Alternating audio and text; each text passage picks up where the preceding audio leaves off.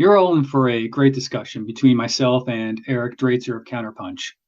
Make sure to check out his Patreon information in the description below. You'll also find a series of links to topics and articles that Eric discussed. We start with a recent article that Eric published entitled Ukrainian Folktales and Anti-Colonial Perspective.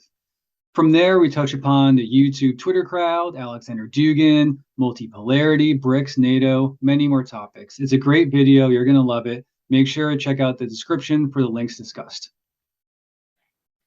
All right, so I have Eric Draitser here from CounterPunch, and I reached out to him because I had listened to some other podcasts, specifically Where's My Jetpack podcast, and Eric was on a few months ago, and many of the things that he was saying about current events, geopolitical events, Ukraine, and the left, I was vehemently nodding my head to because I agreed so much. So I wanted to invite him on and kind of talk about these things. So Eric, how about just a brief introduction about yourself and your work at CounterPunch or elsewhere? Thank you. Yes, I am a political analyst. I do my work independently. That is to say, I don't work for a news organization as such. I don't work for any government agencies. I don't take money from RT or from Al Jazeera or from any news outlet other than obviously the humble alternative media publication CounterPunch, where I do my podcast, CounterPunch Radio. And I also have a Patreon, patreon.com/Eric Draitser. I do lots of videos, I do writing, I do other stuff there. So I kind of am living in both of these worlds, and that's kind of how it goes for those of us who are trying to, sustain ourselves a little bit by putting out this kind of content online. So anyway, but that's what I do these days. I used to be very much more day-to-day activist. I was involved with Occupy. I was involved with the anti-war movement prior to that. I really discovered my politics around the Iraq War and the post 9/11 period, obviously 2002, the lead up to the Iraq War, demonstrating along with millions of other people around the world. Obviously we weren't successful in stopping that war, but we were successful in, teaching many people, including myself, what anti-war politics was, introducing, at least for me, it was an introduction to radical politics, radical thinking, and eventually I, a few years later would kind of discover a bit more to add to my sort of theoretical understanding of these issues and anti-imperialism and what that meant. And actually only later did I really come around to Marxism and to some of the other ideas that I have become involved with since then. So it's been a long trajectory. I've traveled through many different quarters on the left, from self-identified anarchist to something like a progressive Democrat to something more on the socialist left to a Marxist and so forth. So, there's been a lot of evolution as I've discovered more, as I've learned more, as I've tried to grow. In that time, much has happened in the last 12 years since I first started my website and started my first podcast. That was around the Arab Spring and the Occupy movement and everything that was going on at that time. And obviously today, we seem like we are light years away from those halcyon days of 12 years ago. So anyway, so that's where I'm at now, I guess. Yeah, I've had an interesting journey myself, I'll put it that way. But it seems like I've been in many of the places that you noted as well at different times. And but it's interesting because talking about maybe setting the scene for what is ultimately, as we had talked about a little bit earlier, a geopolitical issue. If we're talking about Ukraine, and that's kind of the modern conflict where a lot of things are happening, whether it's political or whether we're talking about the left or the sliver of the left online, as you've kind of noted.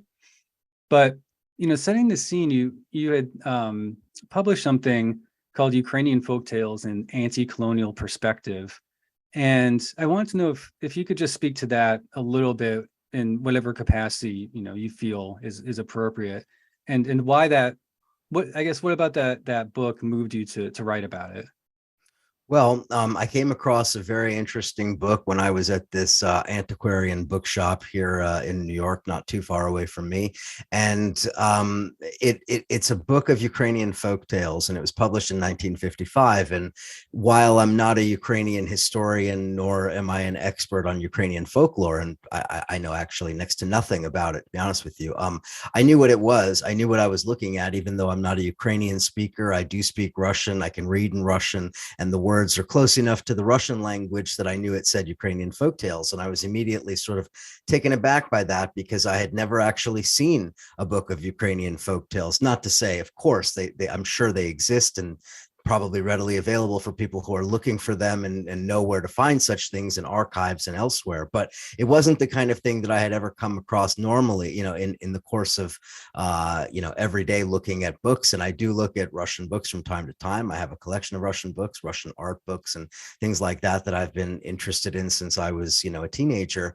But I had never seen a Ukrainian book before, nor did I ever see one that was illustrated as beautifully as this one was, where there were these, they look like they're hand painted, although they're obviously not, illustrations of these different scenes from these different folk tales. And in looking at the publication date, it immediately struck me, because I know the basics of post-war Soviet history and know that Stalin died in 1953. Nikita Khrushchev has his famous speech denouncing Stalin, and that officially, quote unquote, ushers in what's known as the thaw, the period that immediately followed Stalin, where there was some loosening of restrictions, a more openness about not only what happened during Stalin's reign, but more openness in terms of some of the more draconian restrictions that had been in place under Stalin. Anyway, it was intended to be sort of a period of a flowering of culture, a sort of a rediscovery of some of the things that had been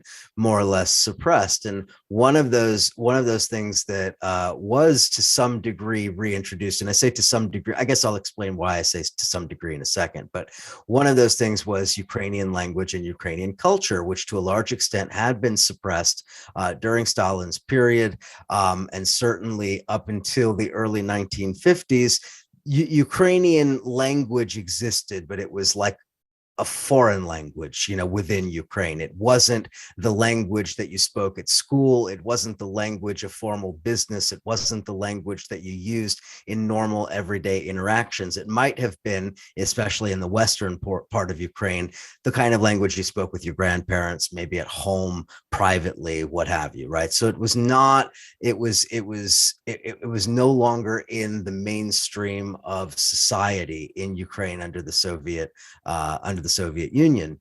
And so by the 1950s, Ukrainian language and Ukrainian culture become very significant issues, because again, we're talking just a few years after World War II, when many Ukrainian nationalists, as we know, collaborated with the Nazis in their struggle against the Soviets. So there's a complicated history that leads into the 1950s, but Ukrainian language and culture, and in particular things like these children's stories, do re-emerge. Ukrainian is again taught in schools. I know that my uncle, who was born in 1937, who was in his teens by this point, my father was born in 1948. He was, right around this age. He was 8 years old or so when this book was published.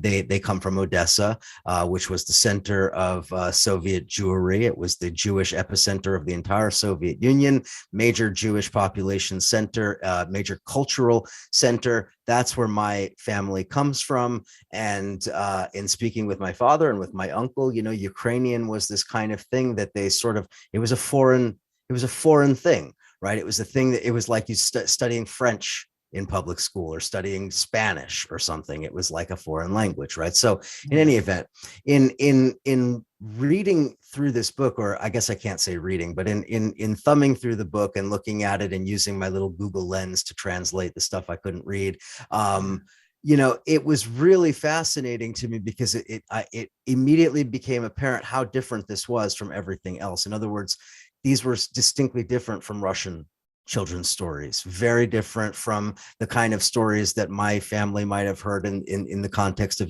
Jewish stories and Jewish oral tradition and so forth. So distinct, and very much reminds me of the unique, distinct character of Ukrainian culture and Ukrainian history, right? And so that reminded me about the fact that not that I haven't been thinking about this, I have, but this is another example of how the war in Ukraine is also a neo-colonial struggle here. And the struggle against Russia's invasion is inherently an anti-colonial one. Obviously, it's not of the same kind of anti-colonial character as other historic anti-colonial struggles in Algeria or in Congo or wherever we might think of, right? It's qualitatively different. NATO is backing Ukraine. Ukraine has friends throughout the Western developed world, et cetera. It is a different situation, but at its core, it is still a neo-colonial war that Russia is waging to essentially reconquer the area that it sees as historically part of Russia. And this is what gets back to the issue of what Lenin called Great Russian chauvinism, the Russian attitude towards the non-Russian peoples of the former Russian Empire, which was obviously, as we know, inherited by the Soviets after the revolution. And so, when the French, I'm blanking, of course, at the very moment that I need to pull his name, but the French, the famous French writer who coined the term prison house of nations when traveling through the Russian Empire in the 19th century. Lenin, of course, uses that term famously in talking about all of these issues of the Russian Empire as the prison house of nations, and not just of the Ukrainian nation, but of the Kazakhs and the Uzbeks and the Tajiks and all of the other peoples, including those within the Russian Federation today, the Chechens and the Ingushetians and the Yakutians and whoever else, right? All of these different groups within the prison house of nations. And so in thinking about that and thinking about that history where Ukraine figures very centrally, of course, that then reminded me again, as I was looking at this book, that what I was really looking at was a document of anti-colonial struggle. This was the struggle to rediscover or reintroduce the culture that had been suppressed. And that was, I thought, worth taking a moment to write about. No, I mean, it's excellent for many, many different reasons. And I'll link it to this so folks can go look at it. And I think my next question is, I very much agree with everything that you said in the framing of this. It's complicated. It's not necessarily straightforward. And it's maybe different than what people are used to in the past, if we're just looking at larger, NATO being involved. But I think that my question is really this. I haven't seen a lot, at least the sliver of folks that are on social media that are on the left, and we can talk about them if you'd like to even say, are they, is that what they are or not? But my question is, from my experience, I haven't been seeing this war framed as what you described, even in left spaces. I haven't really seen a lot of people coming out and saying this is a colonial war against the traditional regional imperial empire force. There is colonial history involved with this. It seems very much more framed as a war with the United States and Russia, using Ukraine as like a proxy, almost as if they're like an NPC or something, not really even involved. And that it is geopolitical, but all that solidarity with people suffering from imperialism or empire just seems to be completely lacking. And I don't know, is that something that you've seen as well, or do you see different things maybe in spaces where you're at? Well, there is some of that. It depends on what elements of the left we're talking about. If we're talking about the particularly loud squawkers on Twitter and Facebook and elsewhere, of course, yes, there's all manner of positions on the spectrum of the left. And I would sort of just caution people not to read too much into a lot of that discourse because a lot of people are extremely cynical and they produce content for the purposes of satisfying a particular audience that they know pays them.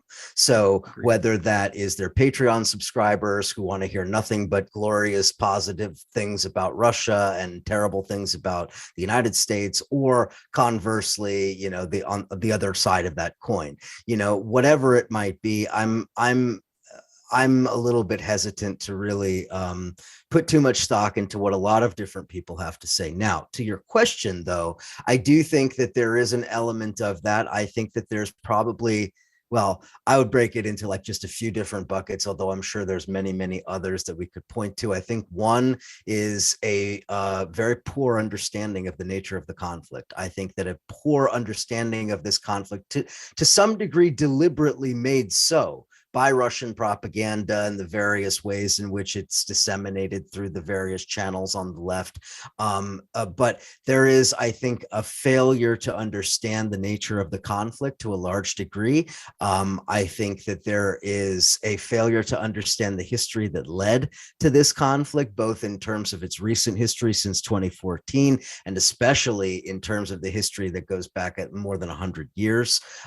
Understanding that history, I think, frames this conflict differently, right? If you want to say that Russia is a victim and Ukraine is an aggressor, you have inverted the nature of the conflict, right? But that is precisely the kind of rhetoric that you hear quite often from certain quarters on the left, to some degree because they've been hoodwinked by very clever propaganda, to some degree because that is the only prism through which they can view the world, namely the prism of US imperialism.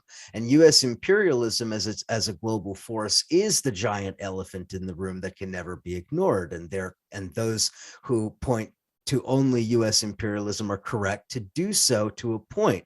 The problem is, and I guess to the question that you were sort of getting at, the problem is that when something happens globally that fundamentally runs counter to that worldview, wherein the United States and US imperialism is the only malevolent force on the planet, that then creates a very awkward situation where people who would allegedly present themselves as anti-war find themselves tacitly supporting an egregious war crime, which is the entire invasion of Ukraine is a war crime, a crime against humanity, a crime of epic proportions, just like the invasion of Iraq was a crime against humanity, a crime of epic historic proportions in which at least 1 million people died. I mean, you know, and so again, I say that because when you're thinking about the way that the conflict gets framed on the left, you have to remind yourself that many of the people are beginning from an inverted reality, one in which up is down and black is white. And this is partially because of the success of Russian propaganda. This is partially because of the complicated history. Look, it is complicated. The Ukrainian nationalists did collaborate with Nazis. There were pogroms. There are Nazis in Ukraine. You know what I mean? So when you go through the list of Russia's propaganda talking points, each one of them is rooted in some degree of truth, but it is, of course, manipulated and filtered through an extremely one-sided framework that is basically, you know, tantamount to saying that Russia can do no wrong. Russia is always on the defensive, and Russia is never the aggressor. But obviously, any clear-thinking person who's been following the war knows that Russia invaded Ukraine. Russia is the aggressor in the conflict, and therefore Russia is responsible for all manner of war crimes, crimes against humanity, the atrocities, the mass killings, all of the different, you know, the sexual violence, all of the things that have been unleashed in Ukraine. The UN recently released, the UN High Commission for Human Rights recently released a report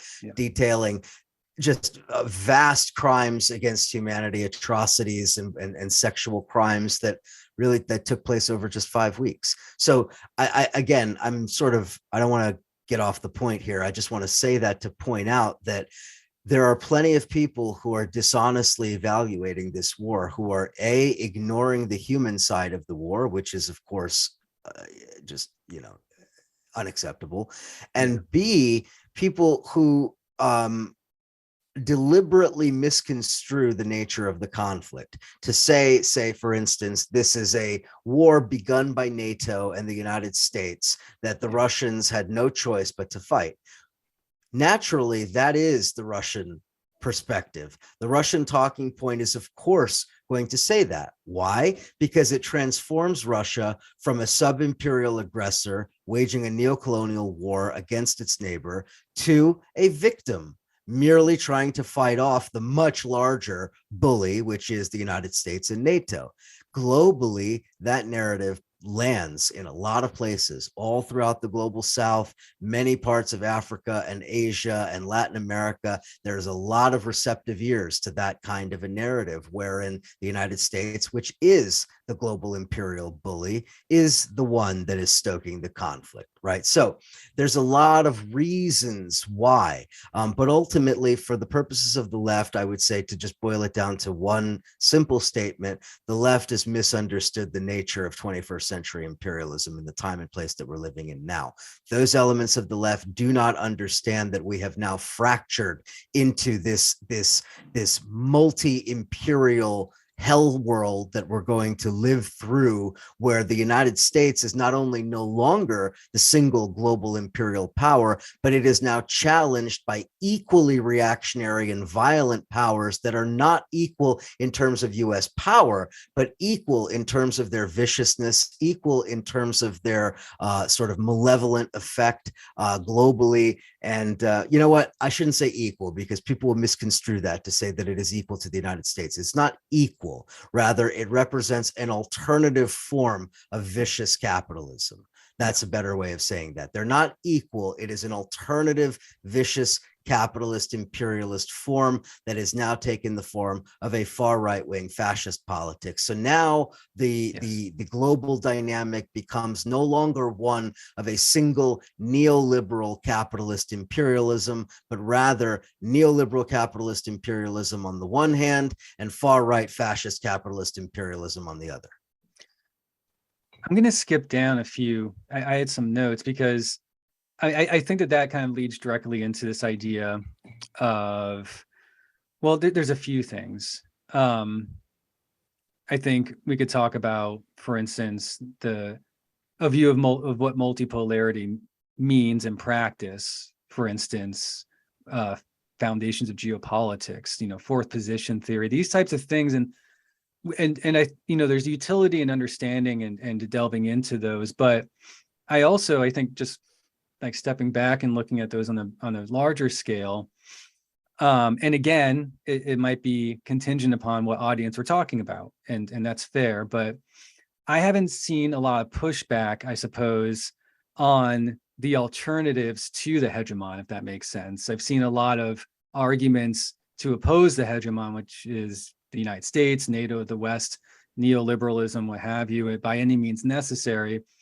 But, and this is subjective and anecdotal, but in my experience, when I try to bring up the actual, quotes and words from things like fourth position theory, talking about universal human rights being imperialist, or, things of things of that nature, and the very, harsh reactionary rhetoric involved in that, as well as even just pitting Russia as a victim from a Western view, and kind of stepping back and looking at this broader, what has Putin's career been, 2008, 2012, 2014. And I mean, he's really aligned this kind of international conservative, guild, or what we could say, but American, reactionaries from Stormfront to Pat Buchanan for years have been praising Putin as well.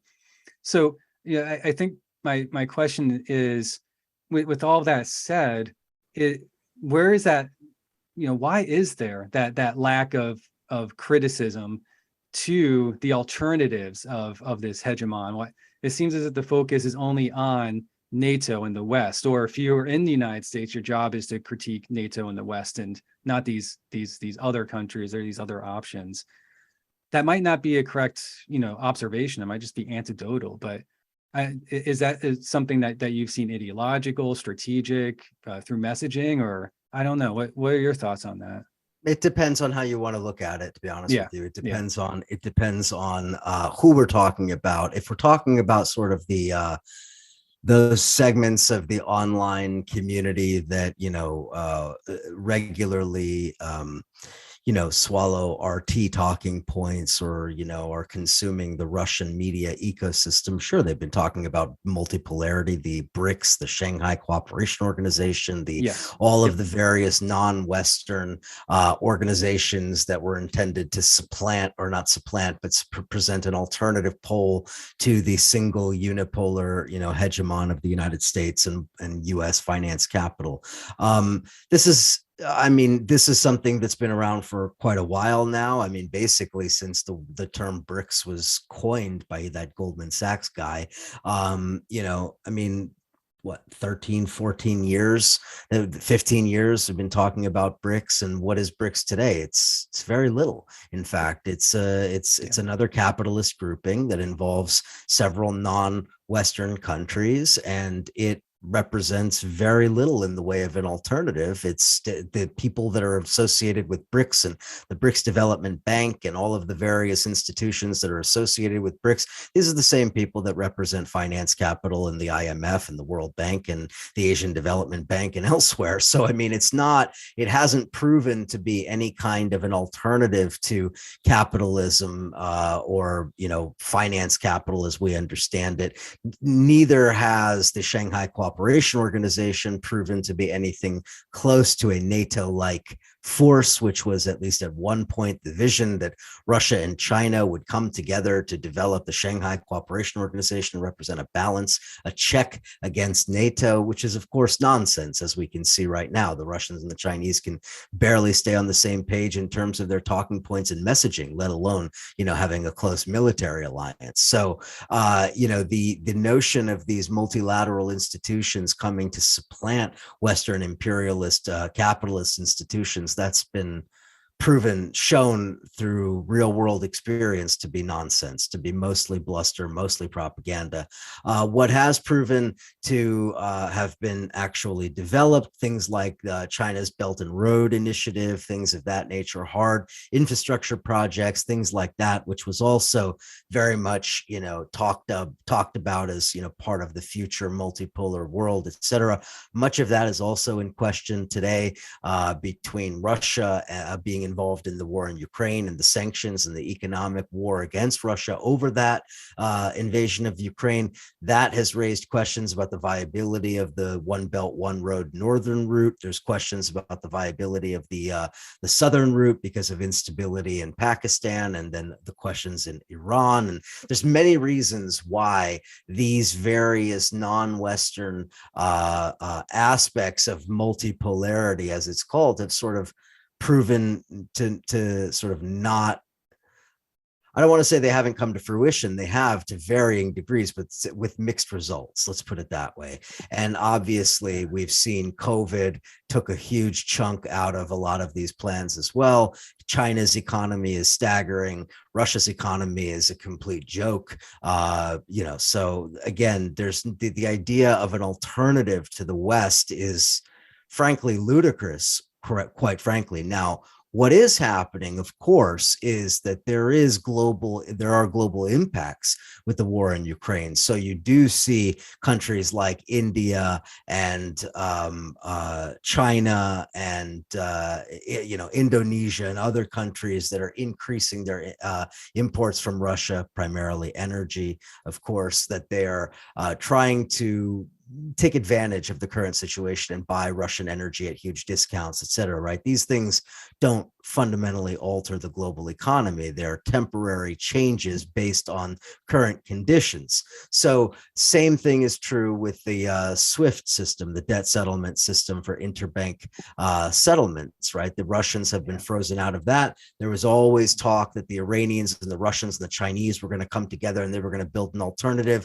They built an alternative and nobody likes it and nobody uses it, right? So I'm saying all of these things to point out just that, like, there's a huge gulf between the rhetoric of multipolarity and the reality of multipolarity. And the truth is that wide chasm is because multipolarity isn't a real thing. You're not going to have multipolarity in the true sense of the word. You had a bipolar world order through the Cold War, where you had two fundamentally different economic systems.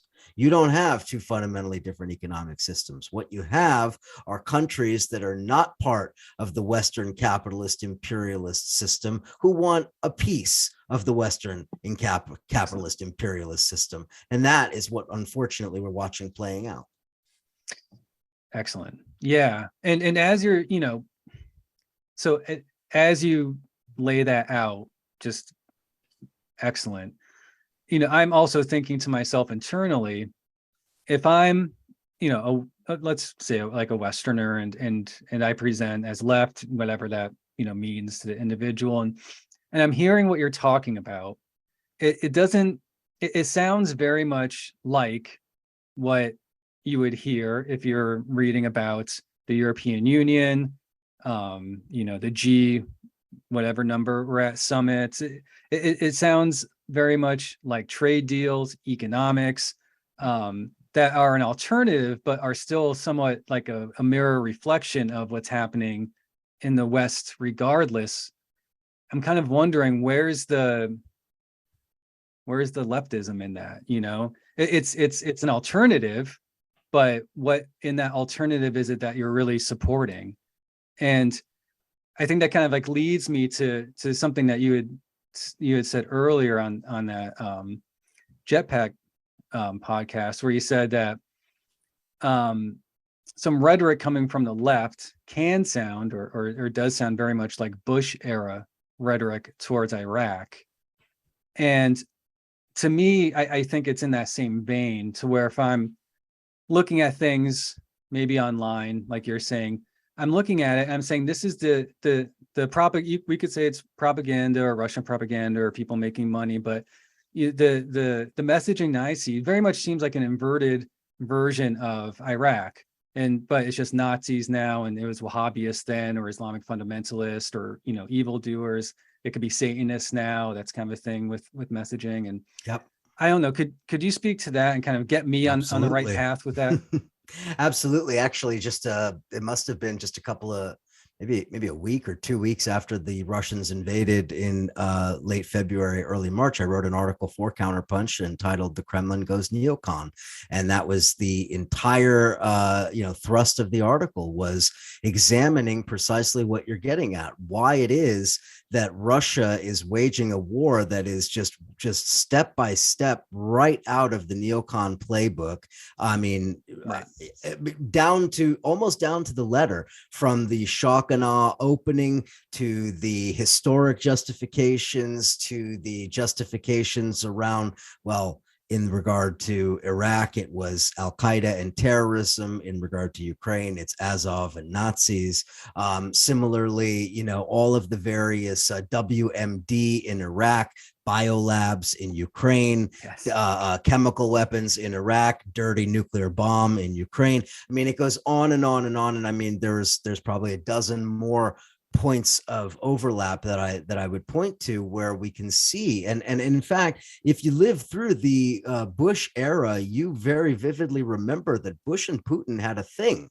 Yep. I mean, Putin had respect for Bush. He didn't love everything that Bush did. He obviously didn't approve of everything the United States was doing, but he had a grudging respect for Bush and the use of force and the way that the neocons used force, and particularly what, famously, Paul Wolfowitz had said about, or sorry, not Paul Wolfowitz, Jesus, that's a different war criminal. Karl Rove had famously said about, that we are the makers of reality, right? That we create realities, and while you're trying to negotiate through those realities, we create new realities. In other words, the power to create reality through your own force, that is the only power that matters in the world. That is, at a very basic level, that is neocon foreign policy thinking.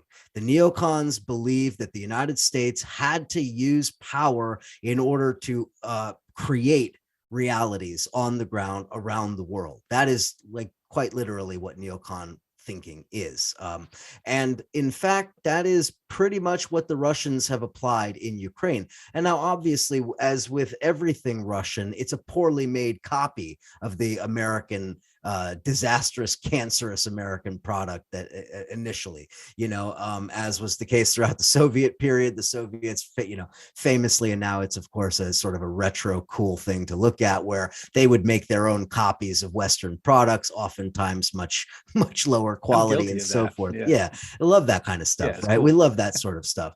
So in this sense, we see it on a political level. The Russians have rolled out a badly made copy of a neocon criminal war, and they're going with it all the way. Now, obviously, the difference is stark, and that is that Russia is not the United States, that Putin is not Bush post 9/11. They don't have that kind of global power. They don't have that kind of influence over places like Europe and North America and elsewhere. So they can't just kind of will into existence a global consensus for a war that nobody actually wanted, right? Where the United States of the early 2000s could kind of do that, right? Could sort of arm twist the world global community to go along with the war that they all knew was bad, right? So there are differences, but yes, the neocon playbook is in full effect in the Kremlin, and actually it's one of Putin's, principal talking points that is effective,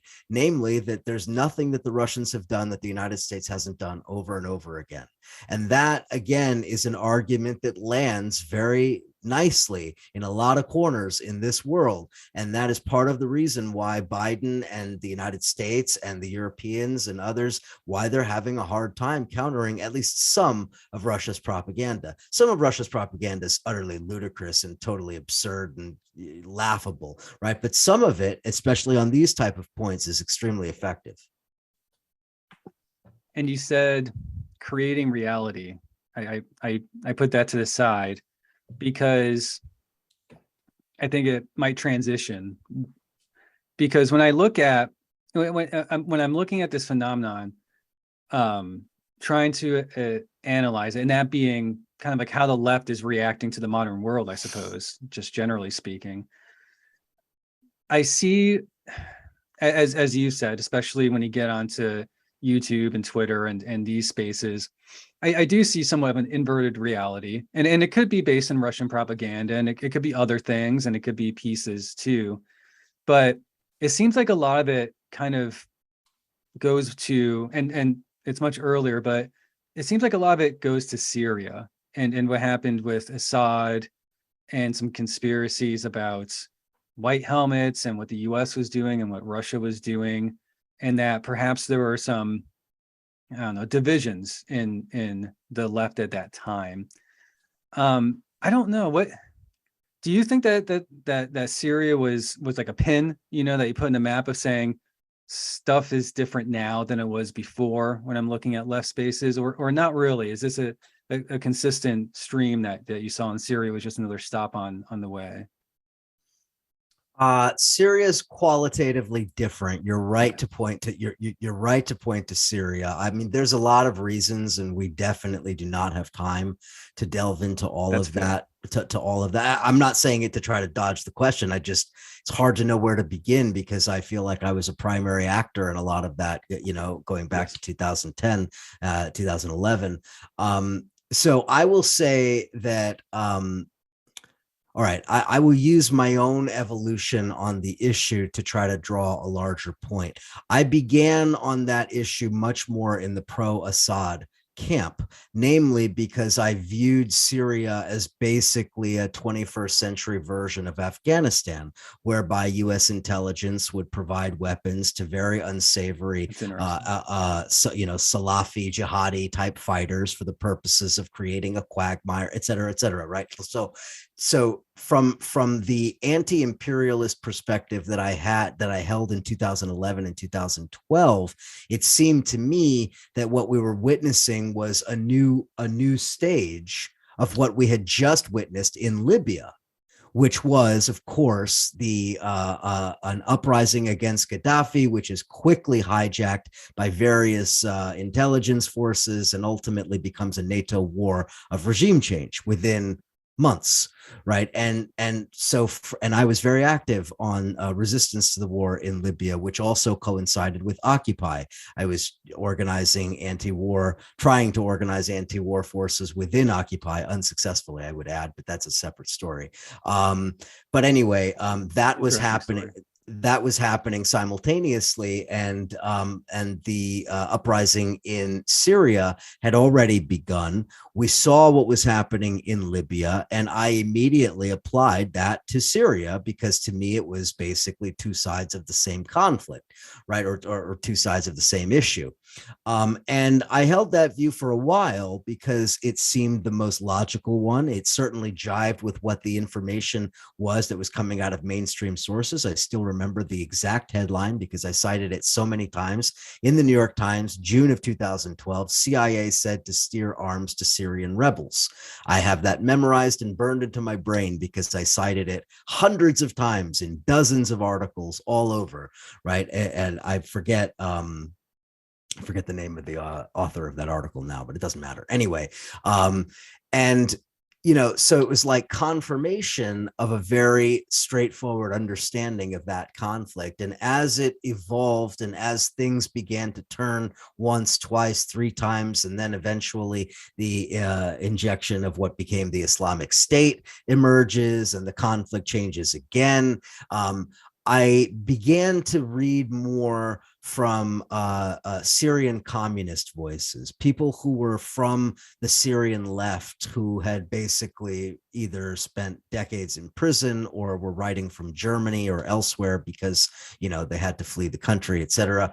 And I began to become a little bit more hesitant about the very concrete narrative that I had been pushing about, Assad as basically fighting a defensive war against Western intelligence operation. And the more I looked at it, the more I read about it, the less comfortable and confident I was with my understanding of the conflict. And the more I began to realize that I had probably misunderstood it and that I needed to sort of reevaluate it. Anyway, we don't have time to go into all of the nuances of that development. The point being that by 2015 and especially by early 2016, it was very clear to me that the Syria issue had become a mobilizing issue for the international fascist right, and that the fascist right had consolidated itself around Syria for reasons that are very clear to me now. And even at the time, I had already begun to understand. And part of it was that the Russians were organizing international forces for the purposes of developing out their propaganda. That's where Dugin and Dugin's networks came in.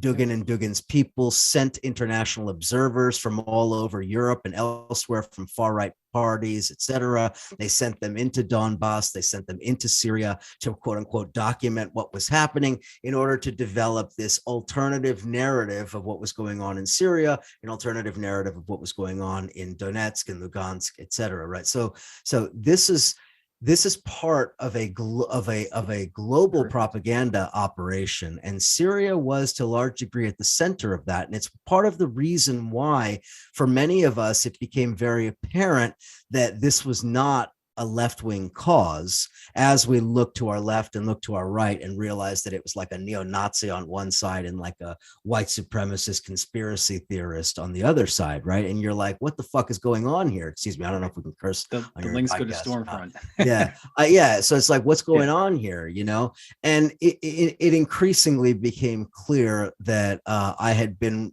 at least to some degree, wrong. Now, not wrong in terms of my overall analysis of the conflict, but wrong in the sense of what I'd been highlighting as the key issues, and having to kind of reevaluate that. So anyway, in that period of time that I was reevaluating my view of what was happening, I began to become more aware of just how much it had become a cause célèbre for the far right internationally. And so anyway, that's a long way of getting back to your question of, yes, Syria was a galvanizing issue that brought together disparate elements of the far right and some elements on the far left. And that, of course, brings us right back to Dugin and fourth political theory, because that is precisely the strategy that Dugin has advocated for decades, namely collaboration between the far left and the far right to destroy the center, what he deems to be the neoliberal center. That's what they put in practice. And I think Syria, and now of course Ukraine, but especially Syria a few years ago, is a prime example. Yeah, it's a nice way to tie together, and it clarifies, my thoughts on it as well. But I think that, I mean, first of all, I don't see too many videos on YouTube, and maybe it's my poor taste, in which people talk about how they were wrong. And I think that it's just nice to kind of be, or not wrong, but maybe need to reevaluate. And I've certainly, I do this constantly as well. But I think it's nice to hear someone say that I needed to step back and maybe reevaluate when presented with new information. It's just something we all should be doing, I think. But with the introduction of Dugin, that's a whole thing. But also, it feels like, and again, you can correct me if I'm wrong on this, but it feels like in this time the concept of anti-imperialism, I don't know, changed, or what that meant changed. And as I look back in research, I see articles from Syrian Voices, for instance, or people from other parts of the world, and trying to describe this phenomenon. I've seen the use of alt imperialism, the imperialism of idiots, different ways of framing it. But was there something, not so heavy as Dugin, but I'm thinking more like gray zone type things. Like, is there something that happened in that era that you think that you could pinpoint in terms of, anti-imperialism, and if not, maybe, like the use of anti-imperialism or anti-imperialists today, especially when you go on to these bigger platforms, YouTube, and you see the talking heads kind of, using that word or co-opting that word. How do you feel about that? Complicated. I wish I had a quick answer for you to that. Unfortunately, it is not limited to the last 10 years. And to a large degree, I would say it is to some degree a function of the nature of world politics post 1991. The collapse of the Soviet Union, leaving just the United States, the single, unipolar hegemon, whatever you want to call it, right? That then engendered a kind of politics that was, at least from the international perspective, that is rooted in one very simple understanding, and it is like almost a priori kind of knowledge, right? And that is that the United States is the global imperial power, the only one. Right. There is one global one global imperialist system with the United States at its head, and many other countries in various ways playing their various roles. And that understanding, which has many different applications, right? That emerges in the anti-globalization movement, what we called the anti-globalization movement of the late 90s and the early 2000s. That's my era. Which saw U.S. neoliberal capitalism as essentially spreading its tentacles across the entire planet and seeking to make everyone into more or less a kind of a vassal of one giant, globalized capitalist system, right? So the end of the Soviet Union brings about this period of a single imperial pole, and that, I think, then breeds an entire generation of politics that is rooted in not only that idea, but in seeing it in playing out in practice, right? So for my generation, I'm 19 years old when 9/11 happened. Well, 18 years old when 9/11 happened. So I was in the 12th grade. My freshman year in college is the Iraq War, the lead up to the Iraq War. So for people of my generation, there is nothing but U.S. power US criminality, US warmongering, US imperialism, right? There is nothing else. And we see this over and over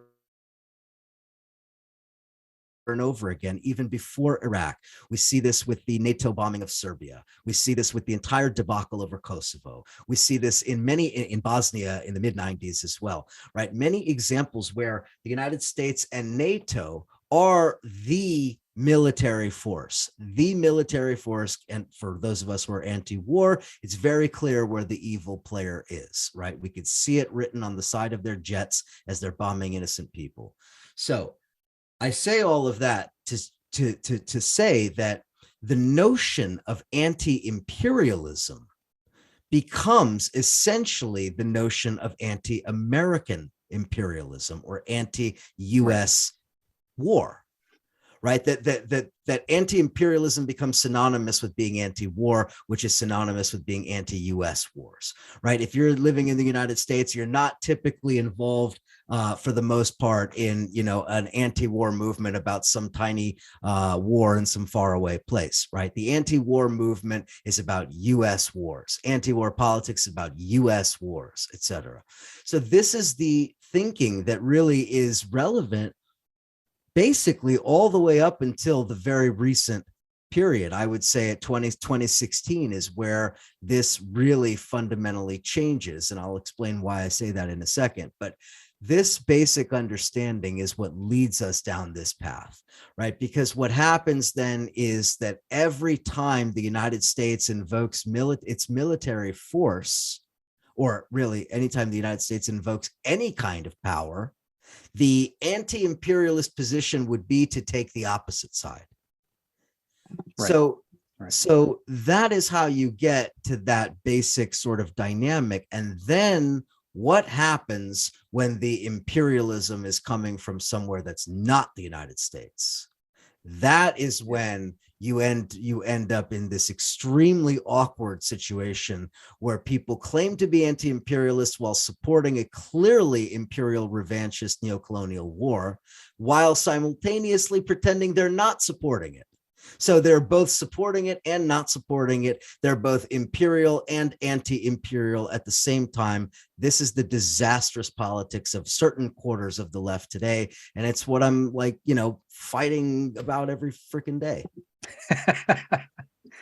I empathize, man. I know. But, the way that you described it is superior, honestly, to my attempts, because I think that the way in which you lay it out in using history and some time frame points, it does it in a way in which when you step back, you say it's logical, at a point, especially after maybe like when you were saying 1920, looking at 9/11, the Bush era, and even stuff in the 90s, honestly, before that, but especially maybe peak at that time, to say I'm on the opposite side of the United States wasn't necessarily wrong, right?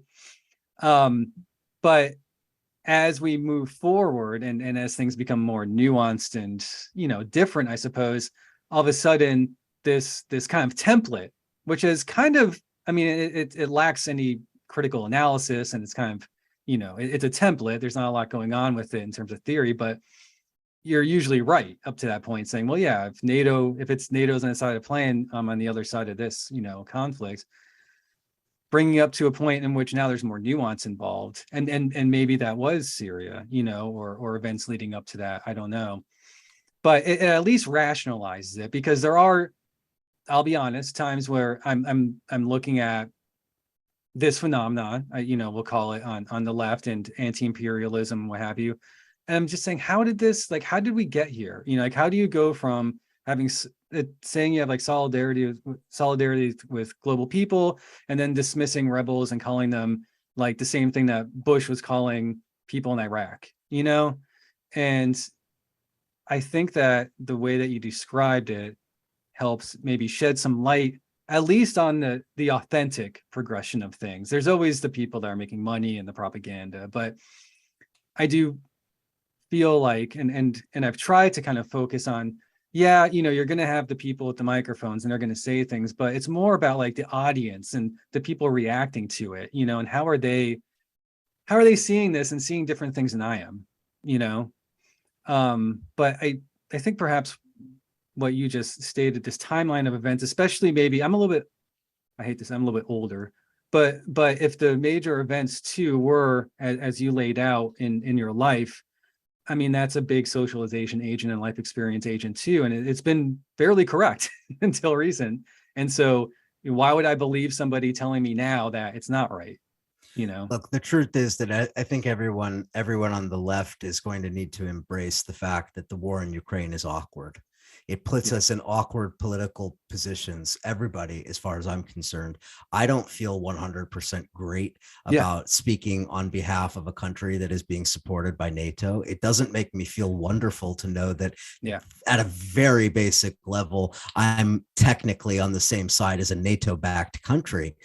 On the other hand, the people who are not find themselves on the same side with the international fascist project, with the global far right, with nearly every fascist leader, both in power and challenging for power in the world today, including Trump, including, I mean, just the worst scum on the planet, including neo-Nazi organizations, etc. So that's a pretty awkward position to be in as well. And so I say all of that because I recognize that we are now in a new and decidedly awkward political moment where I think everybody has to really take stock of what is happening and how things have changed. And I mentioned in my previous comments, 2016, I do think a lot changed in 2016. I think that the entire nature of US power was fundamentally altered with the introduction of Trump.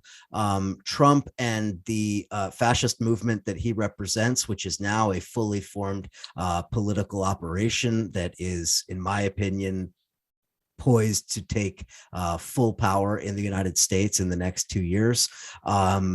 So that fundamentally alters everything, because what happens now is, as I mentioned earlier, where you had a divide globally between a neoliberal capitalist imperialist West and a sort of far right fascist imperialist East. Now you also have that same conflict within the US ruling class and within the US state between the neoliberal center and the far right capitalist forces. And they do represent a very serious threat within US state power. So anyway, that fundamentally changes how we view the United States and its relation to the rest of the world. It has to. We have to see that the United States doesn't move with a single voice and a single ruling class like it once did. You don't have that consensus like you once had. You do now see internal divisions within the US capitalist class. You see whole industries on different sides of the dividing line. You see the far right waging war against big tech. You see Silicon Valley being split down the middle. You see the petrochemicals industry headed straight into the fascist, into the arms of the fascists. At the same time, you see plenty of elements within the economy, both tech and Hollywood and many other industries that are totally opposed to this growing fascist threat, at least from the nominal political perspective. And so the internal conflicts within US imperialism are then a mirror of the broader global conflicts that we see. And that is part of the reason why Putin feels as emboldened as he does, in my view, at least, why he feels as emboldened as he does right now in Ukraine, because he knows that chaos is on the menu and chaos is coming. Yeah, I think, and let me ask you, because on the topic of these far right and Putin and fascists and MAGA, what you've talked about Dugin in the past a little bit, and you've mentioned him here. And I did the same podcast, the Jetpack podcast. There's a discussion of kind of like how important he is, and I have personal opinions. I personally kind of think his ideas have become extremely important, but they become institutionalized, and he as an individual is kind of a clown, you know. I think that's But that's correct. just my personal kind of like view on it. What how important do you think he is? Because things have happened since that interview. I think the assassination attempt has happened since then, and I don't know. What are your thoughts on him if we're talking about fascists and all these Hey, bad guys? it depends on who you ask. It depends on how you look at it. I agree with Yeah, you. I've always been of the opinion that he is influential, whether he is directly influential or his ideas just kind of permeate through the intelligentsia class within the Kremlin and whatever. That could also be.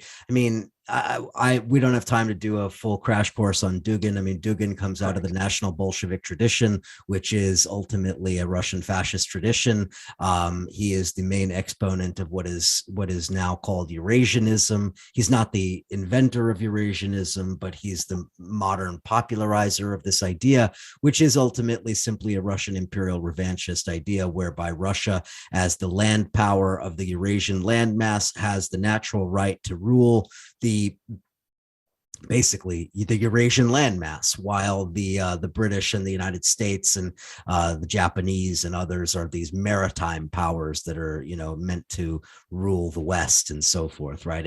And he frames these things as also civilizational clashes, not in the way of Samuel Huntington's Clash of Civilizations, but rather civilizational in the sense of completely different civilizations. That is to say, Russia is unique and distinct and different from Europe and the West and Asia, right? That it is this unique power. Anyway, there's some pseudo historical reasoning to that, some slivers of truth, and mostly a lot of horseshit.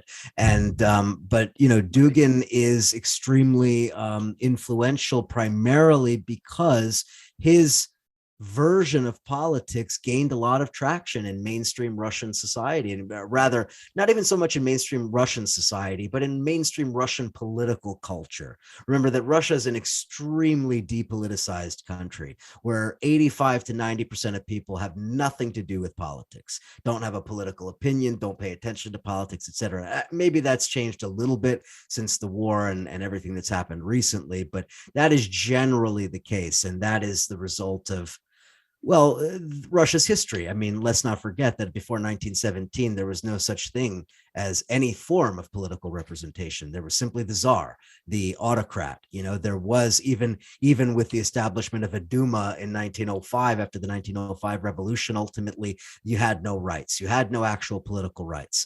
Then, of course, the Russian Revolution happens, the Soviet Union. Of course, rights are greatly expanded. There is a sort of sense of freedom in the early part of the 1920s, followed obviously by Lenin's death, the struggle for power, and the consolidation of power by Stalin, which then leads to all of the rolling back of a lot of those rights that had been sort of granted in the early period. Anyway, I say all of that because throughout the Soviet period, this depoliticization continues. There is no one to vote for. There is one party. You vote for the party. That you vote, and you vote for the party, and so Russian society is itself very depoliticized, and that is important because that then sort of leaves politics to in the domain of the 10% of society that's paying attention, and within that milieu, Dugin emerges as a major sort of ideologue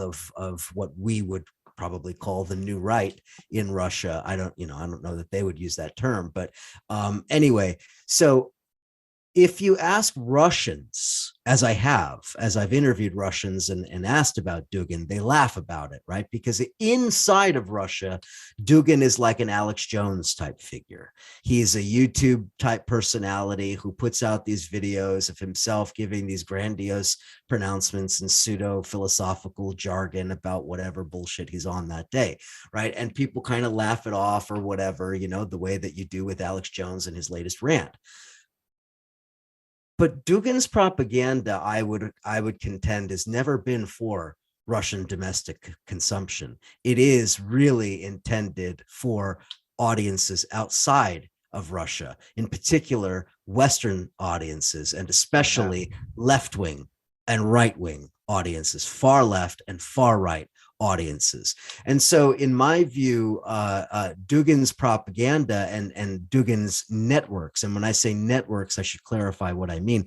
I mean dozens and dozens of websites that disseminate various Dugin talking points with an air of legitimacy, and using those websites to then launder those talking points to more legitimate websites like Gray Zone, or whatever other Russian constellation site we might be talking about. So Dugin's ideas get out into the sort of digital space through these means, and that's part of the reason why Dugin ultimately ended up being extremely influential. And don't take my word for it.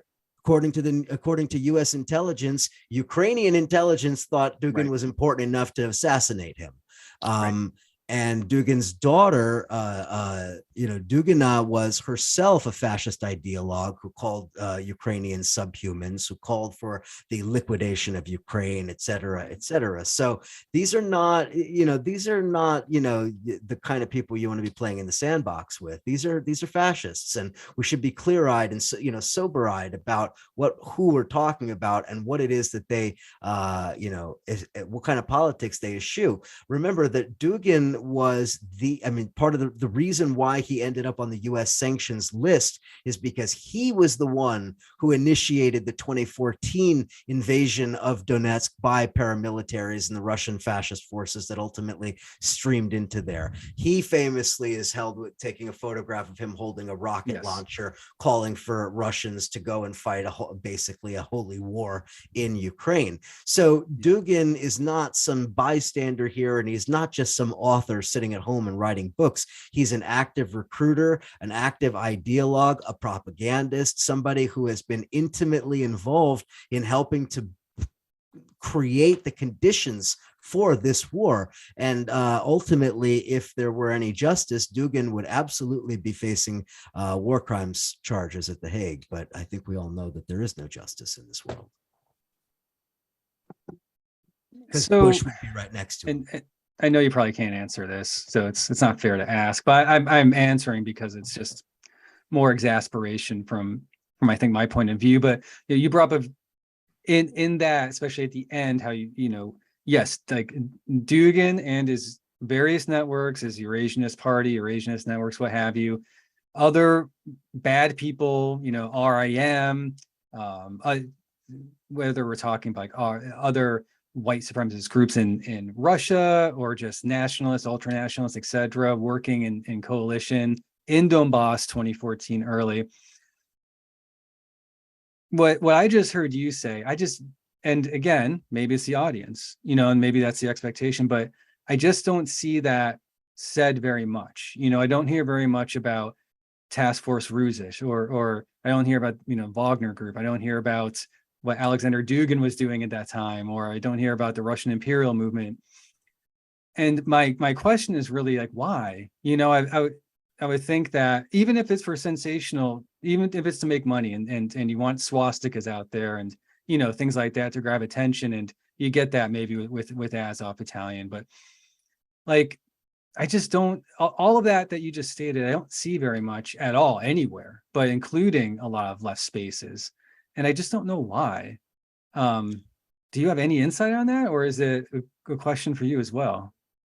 Well, no, I mean, I have some, I have some thoughts on that. I think part of it is because of a lot of people don't know shit. A lot of people don't know what the hell they're talking about. I mean, one of the real big problems we have is a lot of people who talk a lot and know very, very little about what they're talking about. And this is unfortunately what you end up seeing so often among, the whatever YouTubers and, Twitter celebrities and others who are writing about these things or talking about these things. They know nothing, or they know very, very little. I will tell you right now that I am not even remotely the world's expert on all of these issues, but I at least can read and speak Russian. You know what I mean? I can at least, Like, I at least have some basic, tools that I can use to, like, do some analysis here. I can read Russian media reports. I can read their press releases. I can listen to their audios. I can, follow their TV shows without subtitles and so forth. Like, that doesn't make me anything other than somebody who's got some Russian skills and has at least a little bit of background on this. Aside from that, I have a background in the politics on this, and I know a lot of these things like the back of my hand, whatever. Like, what's the point? Why am I saying that? Not to make myself seem like an expert. I just mean to say that if you don't even have the basics, you can't even speak on these issues. Well, no, you can, but you're not going to speak from any knowledge. You're just going to be blah, blah, blahing. And the blah, blah, blahing is easy if you just get talking points fed to you. And if you've got a couple of websites and a couple of experts who have the right talking points that you like and that you can just regurgitate over and over and over again, hey, man, that gets you subscriptions, that gets you clicks. The clicks turn into dollars. The dollars feed your kids. And that just goes on and on and on like that. Right. And so, like, I have to admit, I don't watch much YouTube. I don't watch much of these these pundits and so forth. Like, I know, the ones that I interact with in my little corner on social media, but I don't follow this stuff because, frankly, I'm not interested. I'm not interested in listening to people who don't know what the fuck they're talking about, man. And so, I mean, that's one aspect of it. The other aspect of it is that it's very embarrassing for a lot of people. It's like you said earlier, like, a lot of people can't ever admit that they're wrong. And I was wrong on Ukraine in 2014. I didn't understand what was happening at that time because I saw it from my very one-sided perspective, which was Ukrainian Jew is afraid of Ukrainian fascists. Ukrainian fascists are bad. My great-grandfather was murdered by Ukrainian fascists in the streets in the Odessa ghetto. Okay, so, like, I know very clearly what this is about, like what that history was. And back in 2014, that was the only thing that I really thought about was, these are fascists. Ukraine has this history. The Russians are definitely not the aggressors here, et cetera, right? And I was educated by Ukrainians that I spoke with, by learning more, by reading about you mentioned RIM, which is the Russian imperial movement, by learning more about the Russian far right, about learning about how it was mobilized even in the 1990s, how it was weaponized and so forth. Like, there was a lot that had to be learned, a lot of background that I had to learn in order to be able to say, I think I wasn't totally right about this. I was, in the sense of, like, I had the basics of it correct, but as with Syria, I didn't fully appreciate the scope of what was happening, and especially didn't appreciate the sort of disinformation that was informing a lot of my opinions at that time. And it took a couple years really before I was able to, like, really say, I don't think that I have the same ideas about this that I once did. And unfortunately for a lot of people, they don't go through that critical self-reflection of any kind. They don't they certainly don't want to admit that they were wrong, either for fear of losing credibility among their subscribers, or just the narcissism that comes with anybody who makes money using their face and their voice in front of a camera. I think that all of these factors, go into it. I also think that there are some people that are afraid of speaking truthfully. I think that they're afraid of speaking truthfully because either they'll lose subscribers, or because of what certain people might say, or whatever it is, and I know, and I'm not going to name names because I don't think that that's appropriate, but I can name a number of prominent alternative media journalists who have gone dead silent on the Ukraine issue, precisely for that reason, because they know that if they open their mouths and say what they know to be true about what Russia is doing, they're going to lose subscribers. And that is, again, one of the really pathetic realities of our political landscape today. Yeah. So, I mean, in short, I was going to say, I grapple with this too. And I always go between, is it really just about money? Is it about followers? Or is it ideological? Is it, someone coming from a Cold War point of view, or campism, or I guess of those things. It's all of them. It's a combination of all of them. It varies person to person, but it's some combination of all of those things. And I mean, you know, on Yeah. the one hand, we can be understanding about it. You know, I can be understanding about how that happens or whatever.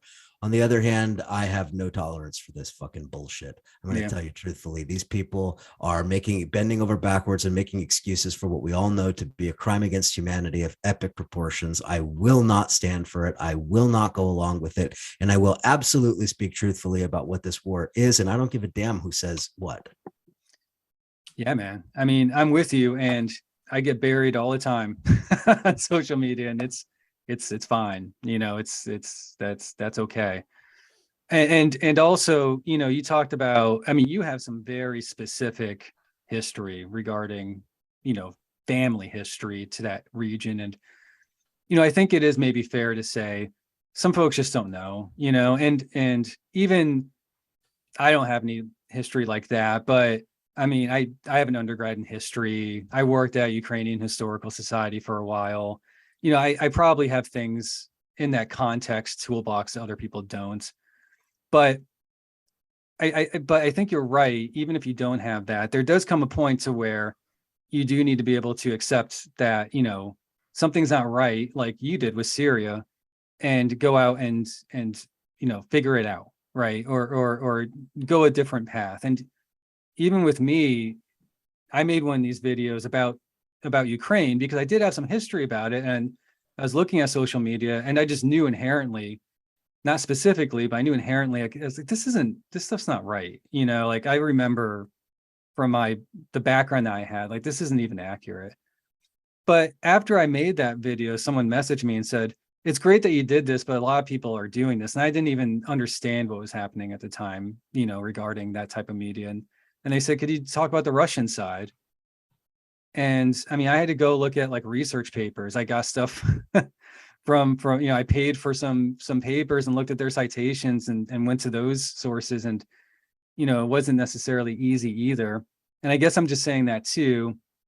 You talked about YouTube, and I mean, we're going to be on YouTube too. And I think I would say that to everyone listening as well, is that, you know, it's not like I'm claiming to have answers either. I don't. I think it's the inversion of that, of saying, I don't know. And this is why I go out there and I look at, you know, papers, and I did like a 4-hour video on, on fourth position theory, but it's because I didn't understand it, you know. But it's also kind of why I look for people like you, and I reach out and ask, can you tell me? Because you know more about this than I do, to be honest, you know, and I'm kind of learning about it.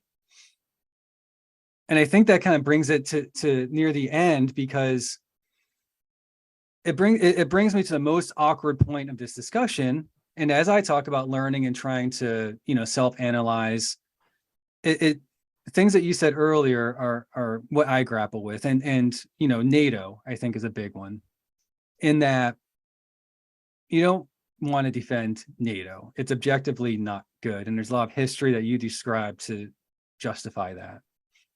But as I've been looking at Ukraine and Eastern Europe, but maybe more even modern history, what has happened with Finland and Sweden, and looking at opinion polls over the past 20 years in Ukraine and how they've changed regarding perceptions of NATO, I do find myself in this in an admittedly awkward position of saying that NATO is bad.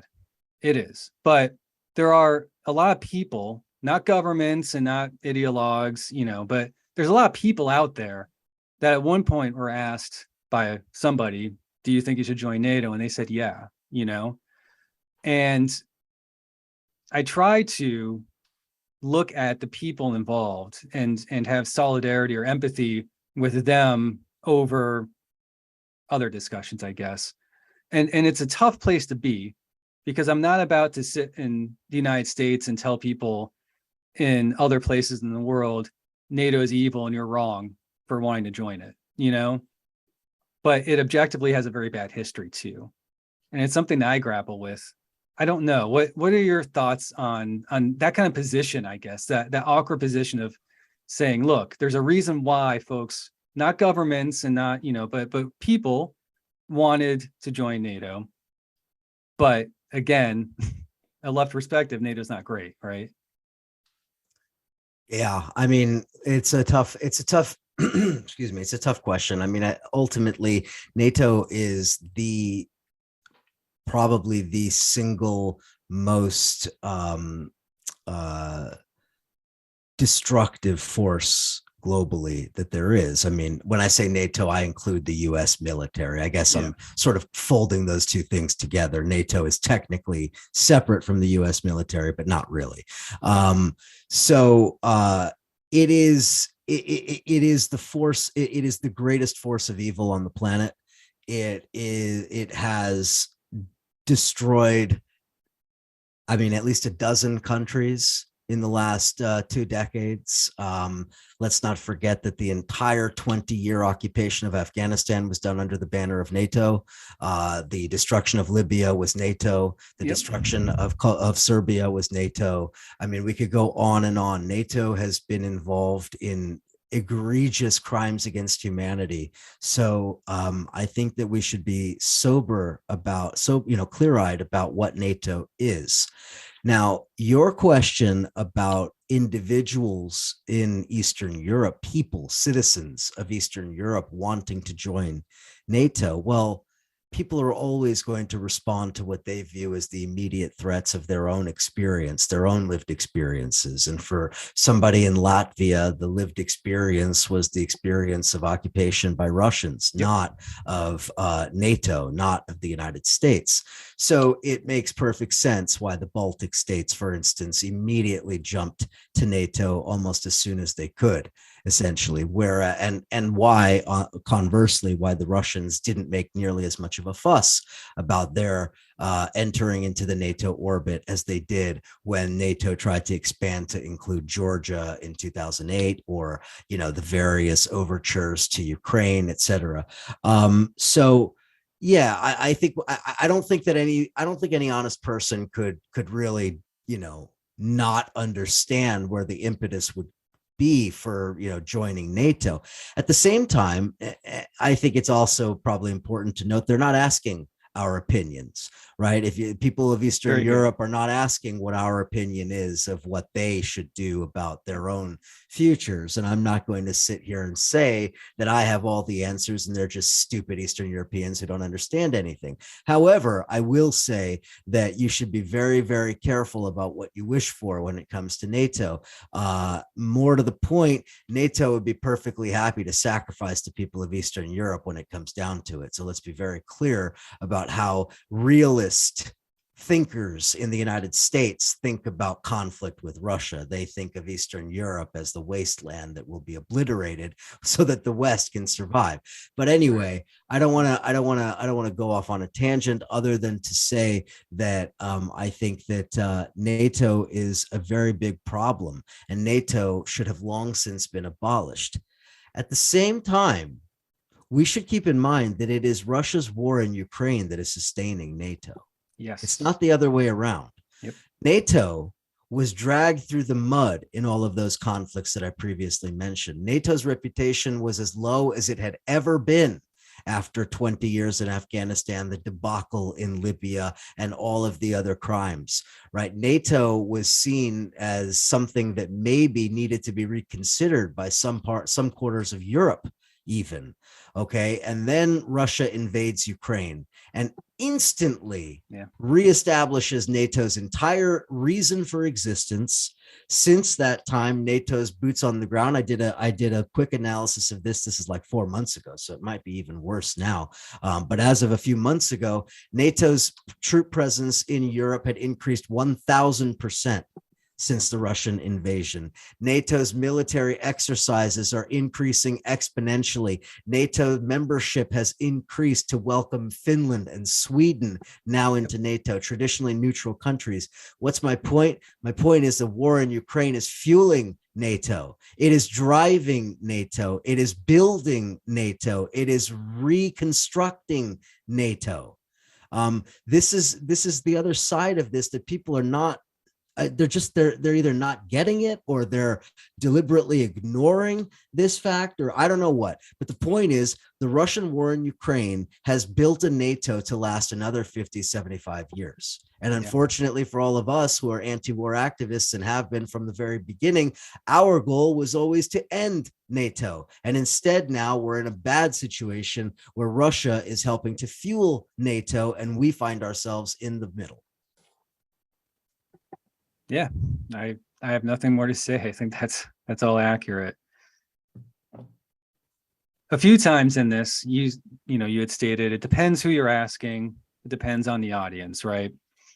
So I think I want to end with this, and of course you can add anything that you would like to, of course. But if there are folks watching this or listening to it, and they are authentically, genuinely interested in better understanding everything we talked about, or other geopolitical events, things on the left, where do you suggest, including the your work, but where do you suggest people look to when they say, well, I don't know. I mean, like it's YouTube is a thing that you use nowadays. Like, where should folks go? I mean, look, I've answered this question in several different ways on different podcasts that I've been on. So I don't know which is the best way to answer this. I will say this. For me, I can speak for myself. For me, when this war began, I immediately went back to Lenin, because Lenin wrote about really all of the key issues that are driving everything that is going on in this war today. And I don't mean that like a nod to Lenin. He literally wrote about these specific issues: the notion of Ukrainian national identity, the notion of Ukraine's right to secede from great Russian chauvinism, the notion that Ukraine should not be subjugated to what he called great Russian chauvinism. This is all detailed in what became known as the right of nations to self-determination. Lenin wrote about these exact issues, and it's the history of the 20th century after Lenin's death that unfortunately never really led to a resolution of all of those issues, right? Because as we know, Lenin's death leads to the power struggle, which leads to Stalin's consolidation. Stalin, of course, was absolutely opposed to the idea of true self-determination for the peoples of the Soviet Union, and so that's how we get sort of that what became the next 30 years of history. But going back to Lenin, you find, at least for me, I find a tremendous amount of insight into the very issues that are at the center of the war today. And I would point out that when the war began, for people who weren't paying attention at the time, Putin gave a particularly fiery speech that really inaugurated this war. It was essentially his declaration of war. And in that speech, it was without question the most virulently anti-communist speech I've ever heard, and that includes from the United States, from U.S. Presidents and so forth. It was vehemently anti-communist and particularly anti-Lenin, right? And Putin said that it was Lenin and the Bolsheviks who placed this time bomb under us, right? This tied into a lot of different ideas, right? This ties into the protocols of the Elders of Zion and anti-Semitic global conspiracy theories, which hold that the Bolsheviks were part of a basically global Jewish conspiracy to overthrow, Christianity, Eastern Orthodox Christianity, and the Tsar, right? This is a long-standing far-right trope, and that was something that Putin wove directly into the speech that he gave opening this war. He also said that it was Lenin and the Bolsheviks who manufactured the idea of Ukraine, right? In other words, that Lenin created Ukraine and foisted this problem onto Russia, right? And why does Putin say that? Well, if you go back and read Lenin, you can see it very clearly. He hates everything that Lenin stood for when it came to the non-Russian peoples of the Russian Empire. Lenin stood for self-determination. Lenin, if he were writing about this war today, he would be using the exact same terminology, the same concepts, and the same ideas as 100 years ago. It's actually quite amazing if you go back and read it and then you apply it to today. I mean, I'm pulling out quote after quote where he's talking about Karl Marx's views on Ireland and how they related directly to what was going on in Ukraine. Ukraine is a super exploited colony of the Russian Empire, similar to Ireland as an exploited colony of the British, and on, right? So I say that because not just because of my whatever political and ideological viewpoint, but also because here is a theorist writing on the central issues that are still at play today. Right. So I would say, number one, I would say return to Lenin, read the Right of Nations to Self-Determination, read some of the other things that he wrote about Ukraine. You will find a tremendous amount of wisdom in there. I would also, again, I would, return to a lot of the, the tradition that we have on the left of understanding imperialism, of how we understand imperialism, not just Lenin, obviously high imperialism, the highest stage of capitalism, but many other writers who have since, sort of taken up a lot of those ideas. I would also, one person who was important for me personally in understanding how I should view the world, Patrick Bond. Patrick Bond introduced me to the idea of sub-imperial rivalries and describing the non-US players, China, Russia, Turkey, India, as sub-imperial in nature and how they are in conflict with each other. I thought that was a really important insight. I'm just trying to give concrete examples. You could go back and read some of the really important history on Ukraine, on what was going on around the Russian Revolution, why Ukraine existed for a brief time as an independent state. The history of Ukrainian democracy is relevant, going back 300 years. I would also say, actually, now that I'm thinking about it, I would also suggest that people really look at some history here, understand the history of this region and how these peoples came to be in the places that they are and how these borders were drawn. The fact that Ukraine, when Putin says Ukraine never really existed, in a sense, he's correct, because there was the Polish-Lithuanian Empire, followed by the Austro-Hungarian Empire and the Ottoman Empire and the Russian Empire, and these various empires in competition with each other, carving up Poland, carving up what we now call Ukraine, carving up different parts of the Balkans, etc. That's what led to World War I, for God's sake. So anyway, the history is also important, because all of these questions that we're talking about today, Ukrainian sovereignty, Ukrainian self-determination, Ukraine as an anti-colonial struggle, all of that is connected to this history that I'm talking about. I don't have anything more to say, man. That's excellent. I was taking some notes, and maybe I'll try to link some things into the description as well to point people into some of those directions. Yeah, that would be great. Patrick is good. You should get Patrick on your show if you can. He's very good. But it's been a couple years since I talked to him. I actually need to get him on my show again. All right. So Eric, man, thanks for coming on. You taught me a lot, and hopefully we can speak in the future.